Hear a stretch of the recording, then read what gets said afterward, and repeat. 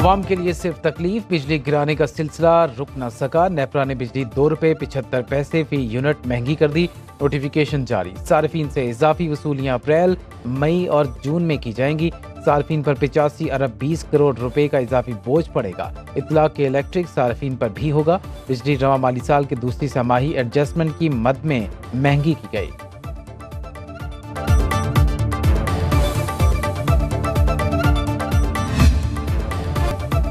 पाकिस्तान की दमिश्क में ईरानी काउंसिल खाने पर हमले की शदीद मसम्मत। मुतासरीन के साथ ताज़ियत का इजहार। तर्जुमान दफ्तर खारजा का कहना है कि हमला शाम की खुद मुख्तारी की नाकाबिल कबूल खिलाफ वर्जी। वियना कन्वेंशन के तहत सिफारतकारों के खिलाफ हमले गैर कानूनी हैं। अक़वाम मुत्तहिदा से सिफारती तनसीबात निशाना बनाने की कार्रवाइयाँ रोकने का मुतालबा।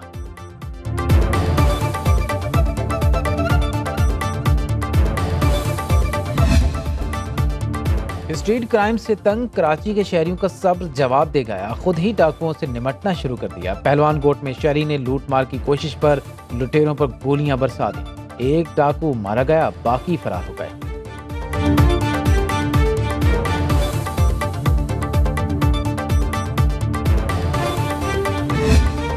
सेनेट इलेक्शन की तैयारियां मुकम्मल। पोलिंग आज होगी। 48 में से 18 सेनेटर बिला मुकाबला मुंतखब हो चुके। सिंध में 5 जनरल नशिस्तों पर पीपल्स पार्टी के उम्मीदवारों की जीत यकीनी। एक नशिस्त पर MKM उम्मीदवार की फतह का इम्कान। पीपल्स पार्टी के सरफराज राजड़ सेनेट इंतखाबात से रिटायर्ड हो गए। आज़ाद उम्मीदवार फैसल वाडा के जीतने की राह हमवार। पंजाब में सेनेट की 5 नशिस्तों पर नून लीग उम्मीदवारों का पलड़ा भारी। पीपल्स पार्टी की खातून उम्मीदवार फायजा मलिक नून लीग के हक में दस्तबरदार।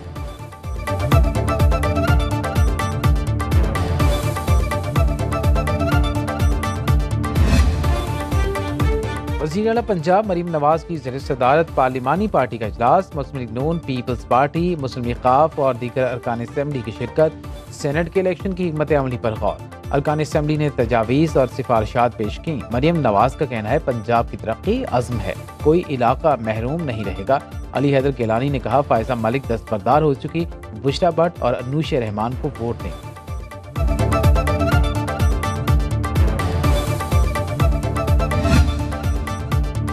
सुन्नी इत्तेहाद काउंसिल की पार्लिमानी पार्टी का इजलास आज सुबह 9 बजे तलब कर लिया गया। सेनेट इलेक्शन के हवाले से मुशावरत की जाएगी। खैबर पख्तूनख्वा असेंबली के रहमान बाबा हॉल में होने वाले इजलास की सदारत अली अमीन गंडापुर करेंगे।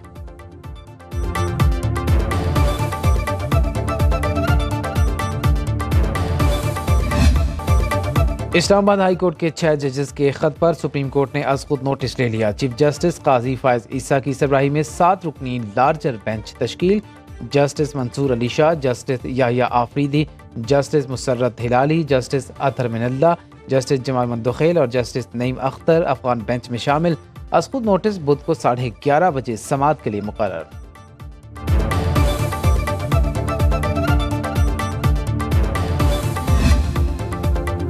साबिक चीफ जस्टिस तसद्दुक हुसैन जिलानी ने जजेस के खत के मामले पर कायम इंक्वायरी कमीशन की सरबराही से माजरत कर ली। खत में वज़ीर आज़म को लिखा, जजेस ने इदारा जाती मुशावरत की इस्तदा की। तजवीज़ है चीफ जस्टिस इस मामले को इदारे की सतह पर हल करें।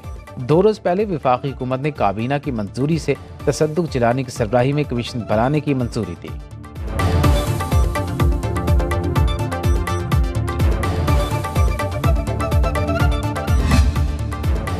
PTI का सुप्रीम कोर्ट के 7 रुकनी लार्जर बेंच पर अदम एतमाद। जजेस के खत के मामले पर फुल कोर्ट बनाने का मुतालबा।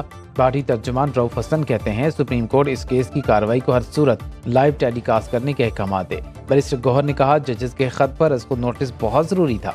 सुप्रीम कोर्ट फुल कोर्ट बनाकर समाअत करे। माजी में इस तरह के मामलात पर बड़े बेंच बनते रहे हैं।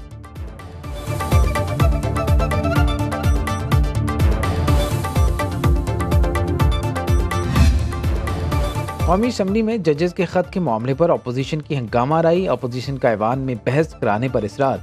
हुकूमत का इनकार। उमर अयूब ने कहा जजेस के खत ने निज़ाम की बुनियादें हिला दी हैं, इस पर बहस होनी चाहिए। असद कैसर बोले खत का मामला बहुत हसास है। बैरिस्टर गौहर कहते हैं जजेस के काम और अदलिया में मुदाखलत नहीं होनी चाहिए। वज़ीर इत्तलात अता तारड़ ने जवाब दिया मामला अदालत में है, इस पर बात नहीं हो सकती। शोर शराबे पर स्पीकर अय्याज सादिक ने इजलास गैर मुअय्यना मुद्दत तक मुलतवी कर दिया।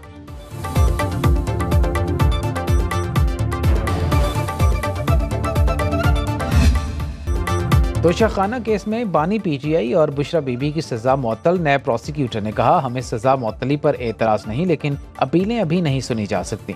अदालत ने कहा, नैब के मौक़िफ़ को सराहते हैं। पीटीआई के वकील ने इस्तदा की कि सजा के हवाले से ट्रायल कोर्ट का फैसला भी मुअत्तल कर दिया जाए। जस्टिस मियां गुल हसन ने कहा, मामला सुप्रीम कोर्ट में है, अभी इसे छोड़ दें।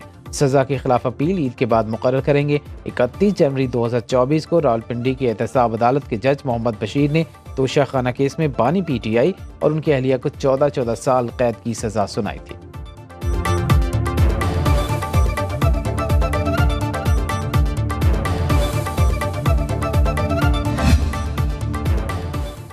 वज़ीर-ए-आज़म शहबाज शरीफ का दासुर डैम का दौरा, चीनी इंजीनियर से मुलाकात, चीनी शहरियों की हलाकत पर इजहार अफसोस। तकरीब से खिताब करते हुए कहा, बशाम हमला बुज़दिलाना फेल था। दहशतगर्दों ने पाक चीन ताल्लुकात मुतासर करने की कोशिश की।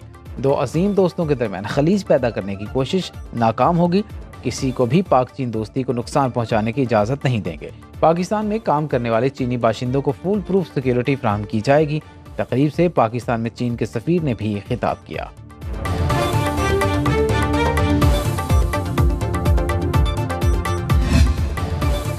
पाकिस्तान में हालिया दहशतगर्दी का मरकज अफगानिस्तान है।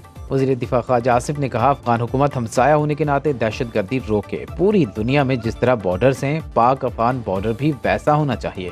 IMF प्रोग्राम चल रहा है, अहदाफ भी पूरे कर रहे हैं। टैक्स, बिजली और गैस में हज़ारों अरब की चोरी हो रही है।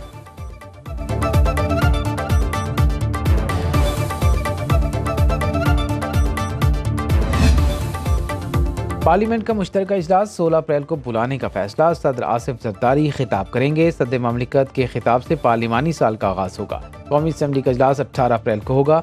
सदर के पार्लिमान से खिताब पर बहस होगी। सेनेट का इजलास 5 अप्रैल को बुलाने की तजवीज़।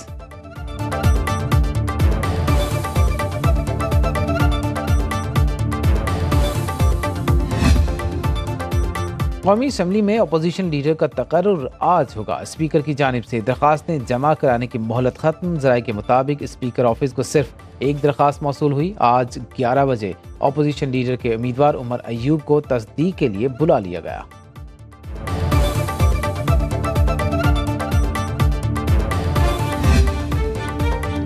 सरकारी अफसरान की दोहरी शरीयत का मामला कौमी असम्बली पहुंच गया। सुनो न्यूज़ इन्वेस्टिगेशन सेल ने 15 मार्च को खबर ब्रेक की। मौजूद मेंबर ने मामला कौमी असम्बली में उठाया। इस्टेब्लिशमेंट डिवीजन के निगरान वज़ीर ने ऐवान में वही तफसीलात पेश की जो सुनो न्यूज़ ने नश्र की।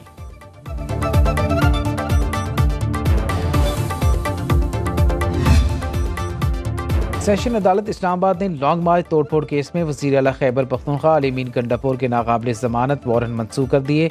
अदालत ने अली मीन गंडापुर के खिलाफ लॉन्ग मार्च तोड़फोड़ केस की समाअत 20 मई तक मुलतवी कर दी। अली मीन गंडापुर अडयाला जेल में बानी पीटीआई से मिले। सियासी सूरत हाल पर तबादला ख्याल।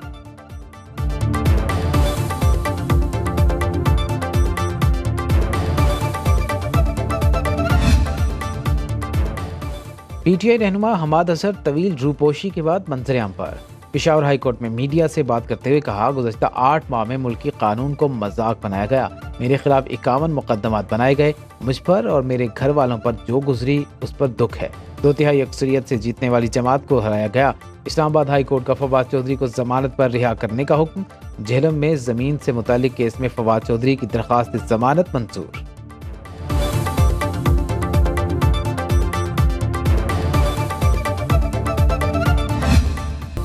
रहनुमा पीपल्स पार्टी शर्जील मेमन कहते हैं, जब बानी पीटीआई को सादिक और अमीन का सर्टिफिकेट दिया गया उस वक्त अदलिया की आज़ादी याद क्यों नहीं आई। बानी पीटीआई मर्सिडीज में अदालत गए, उन्हें गुड टू सी यू कहा गया। सेनेट इलेक्शन पर कहा, सिंध में पीटीआई की हिमायत याफ्ता सिर्फ 9 मेंबर हैं। सेनेट की सीटें कैसे जीत सकते हैं।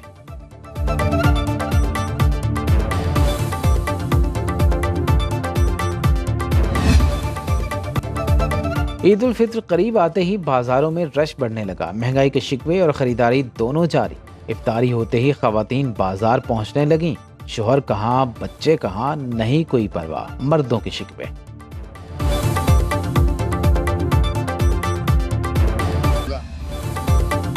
ईद उल फित्र का चांद 9 अप्रैल को नजर आने और ईद 10 अप्रैल को होने का इम्कान। महकमा मौसमियात का कहना है कि नई चांद की पैदाइश 8 अप्रैल को रात 11:21 पर होगी।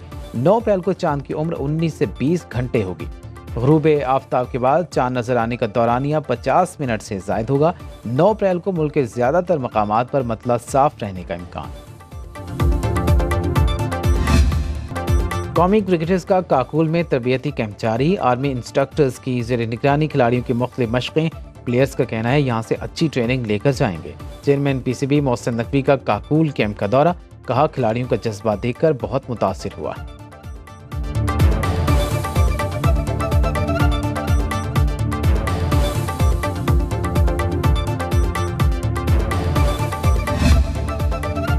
कौमी क्रिकेटर शाहीन शाह आफरीदी को आराम देने का फैसला। ज़राए के मुताबिक सिलेक्शन कमेटी के कप्तान बाबर आजम के साथ मुशावरत।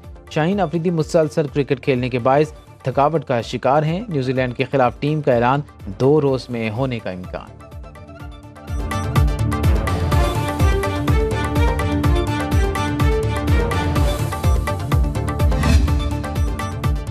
शाहिद आफरीदी कहते हैं, मैं लॉबिंग करता तो PCB का चेयरमैन होता। क्या मेरे मुंह से शाहीन आफरीदी को कप्तान बनाने की बात अच्छी लगेगी? जिसे जो बोलना है बोले, मुझे किसी को मुतमईन करने की ज़रूरत नहीं।